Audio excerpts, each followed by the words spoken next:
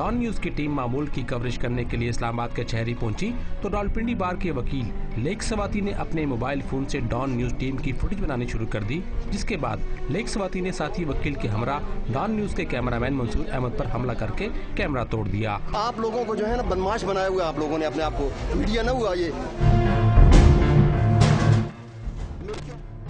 मुल्क भर की सहाफती तंजीमों ने वकलागिर्दी के इस वाक़े की शदीद मजम्मत करते हुए कहा है कि मीडिया की आज़ादी पर कोई कदगन बर्दाश्त नहीं की जाएगी। हम इस्लामाबाद के वकला की तरफ से और लीगल फ्रेटर्निटी की तरफ से मैं तो इसकी बहुत भरपूर मजम्मत करता हूँ। ऐसे अनासिर को वकला और बार एसोसिएशन मजमूई तौर पर कतई तौर पर ना तो पसंद करते हैं और ना ही इनको प्रमोट करते हैं।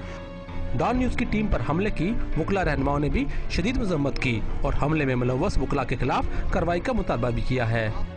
बार एसोसिएशन को इसका सख्त नोटिस लेना चाहिए और हम भी एहतजाज करेंगे और वकला और सहाफ़ियों का तो चोली दामन का साथ है।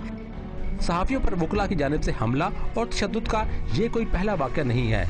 इससे कबल भी मुतअद्दिद वाक़यात रूनुमा हो चुके हैं, जिस पर सहाफ़ियों और इनके तहफ़्फ़ुज़ के लिए काम करने वाली तंजीमें बारहा अपने तहफ़्फ़ुज़ का इज़हार कर चुकी हैं।